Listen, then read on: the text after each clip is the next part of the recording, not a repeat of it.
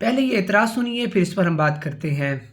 ہم تو یہ کہتے ہیں کہ ہمیں نہیں پتا، تو باجدی صاحب اور اگر تمام امت مسلمہ اور تمام ریلیجس لوگوں کے نزدیک زمان و مکان خدا کی تخلیق ہیں، تو اس زمان و مکان کی تخلیق سے پہلے خدا کہاں تھا؟ جی ناظرین کرام، آپ نے یہ ملحد اویس اقبال کا اعتراض سنا۔ اس نے یہ اعتراض کیا کہ زمان و مکان سے پہلے، اسپیس اور ٹائم سے پہلے خدا کہاں تھا یا اس کا وجود کیسے ممکن ہے۔ اب اس میں چند باتیں ہم ڈسکس کریں گے۔ سب سے پہلی بات تو یہ کہ اس نے خود تسلیم کیا کہ ملحدین اس چیز سے واقف نہیں ہے اور اس چیز کا ان کو علم نہیں ہے کہ اسپیس ٹائم سے پہلے کیا تھا۔ اس کی وجہ یہ ہے کہ جو ملحدین ہے ان کا جو علم کا مرکز ہے وہ سائنس ہے، اور سائنس آبزرویشن پر بات کرتی ہے اور فزیکل ورلڈ کی بات کرتی ہے۔ اس کی جو ڈومین ہے وہ ظاہری دنیا ہے، ظاہری کائنات ہے، ہر وہ چیز جس کا تعلق فزیکل ورلڈ کے ساتھ ہے تو سائنس اس کو ڈسکس کرتی ہے۔ سائنس اسپیس ٹائم کو ڈسکس کرتی ہے کیونکہ ہر شے جو فزیکل ہے وہ اسپیس ٹائم میں موجود ہے، اور اسپیس ٹائم سے بیونڈ جو بھی چیز ہوگی وہ میٹا فزیکل ورلڈ سے تعلق رکھتی ہے، اور یہ سائنس کی ڈومین نہیں ہے۔ لہٰذا سائنس خود یہ نہیں جانتی کہ اسپیس ٹائم یعنی زمان و مکان سے پہلے کیا موجود تھا، اس سے پہلے کیا تھا۔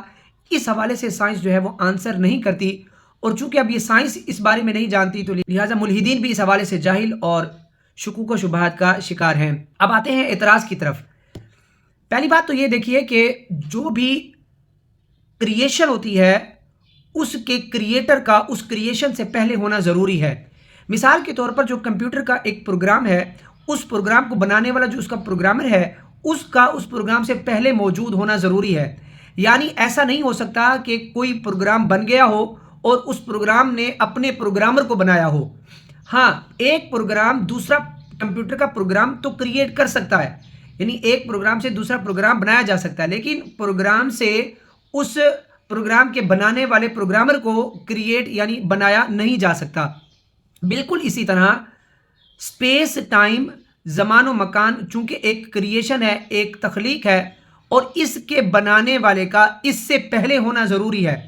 یعنی یہ ماننا پڑے گا کہ ایک ایسی اعلیٰ اور برتر ذات ہے جو اس اسپیس ٹائم اور اس زمان و مکان کو بھی تخلیق کرنے والی ہے، اور اس کا اس اسپیس ٹائم سے پہلے موجود ہونا ضروری ہے۔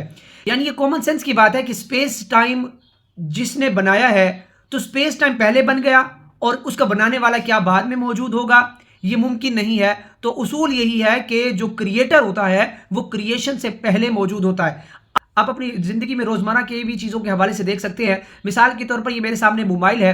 اب موبائل جو ہے اس کا بنانے والا اس موبائل کے بننے سے پہلے موجود ہوگا، تو جو اس کا بنانے والا ہے وہ موبائل کا محتاج نہیں ہے، یہ موبائل اس انجینئر کا محتاج ہے جس نے اس کو بنایا ہے۔ اسی طرح آپ ہر ایک کریشن کے حوالے سے دیکھ سکتے ہیں۔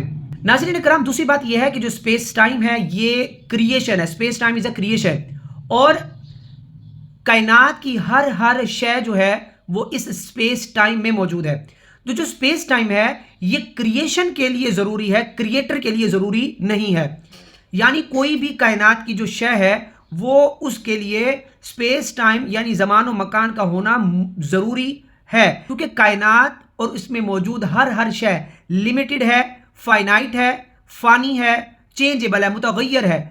تو جو بھی کریشن ہوگی، جو بھی شے ہوگی وہ تو زمان و مکان میں مقید ہے، قید ہے، لیکن جو اس کا بنانے والا ہے اگر اس کو بھی اسپیس ٹائم میں مانا جائے، اسپیس ٹائم کا محتاج معاذ اللہ مانا جائے، تو پھر اللہ تعالیٰ کی ذات فائنائٹ ہو جائے گی جو کہ اس کی صفت نہیں ہے، وہ پھر متغیر ہوگی جو اس کی صفت نہیں ہے، پھر وہ ذات فانی کہلائے گی معاذ اللہ جو اس کی صفت نہیں ہے، کیونکہ خدا ہے ہی وہی جو لامحدود ہے اور قدیم ہے، جس کو فنا نہیں ہے، جو ہمیشہ سے ہے اور ہمیشہ رہے گا، وہ حکیم ہے، وہ بالا تر ہے۔ تو یہ صفات جو ہے وہ کسی کریشن میں نہیں پائی جا سکتی۔ تو جو بھی چیز ہے وہ اسپیس ٹائم فیبرک میں موجود ہے، اس کے لیے یہ ضروری ہے، اس کے لیے زمان و مکان کا ہونا ضروری ہے۔ لیکن اگر اللہ تعالیٰ کو بھی اس باؤنڈری میں مانا جائے گا تو پھر یہ اس کی ذات اور اس کی صفات کے منافی ہے۔ اللہ تعالیٰ کی ذات اس اسپیس ٹائم کی باؤنڈری سے ماورا ہے، بالا تر ہے۔ تو اگر اللہ تعالیٰ کو بھی اس اسپیس ٹائم میں مانا جائے گا تو پھر وہ خود بھی کریشن کہلائے گی، جو کہ ممکن نہیں ہے۔ تو اس بات کا خلاصہ یہ ہے کہ جو سپیس ٹائم ہے یہ کریشن کے لیے اسپیسیفک ہے. جو بھی شے ہوگی، جو بھی عالم ہے، یعنی ماں سوائے اللہ کے جو بھی شے ہے وہ اس سپیس ٹائم میں موجود ہے. لیکن اللہ تعالیٰ جو اس کا خالق ہے، جو اس کا بنانے والا ہے، وہ اس سپیس ٹائم میں موجود نہیں ہو سکتا، کیونکہ اس سپیس ٹائم میں موجود ہونا یہ مخلوق کی صفت ہے، اور اللہ تعالیٰ مخلوق نہیں ہے. اللہ تعالیٰ باؤنڈڈ نہیں ہے، اللہ تعالیٰ لمیٹڈ نہیں ہے، کیونکہ کائنات بھی لمیٹڈ ہے، سپیس ٹائم بھی لمیٹڈ ہے، اور اس میں جو بھی شے موجود ہے وہ تمام چیزیں لمیٹڈ ہیں اور متغیر ہیں، اور اللہ تعالیٰ ان تمام چیزوں سے پاک ہے. لہٰذا اس ذات کا اس سپیس ٹائم کی باؤنڈری سے بیونڈ ہونا، بالاتر ہونا یہ ضروری ہے. اور اللہ تعالیٰ ہی خود فرماتا ہے کہ اللہ خالق کل شیء، اللہ نے ہر شے کو تخلیق فرمایا، اور اس نے اسی سپیس ٹائم کو بھی تخلیق فرمایا ہے، کیونکہ یہ خود بھی تخلیق ہے، اور تخلیق میں خالق موجود نہیں ہو سکتا.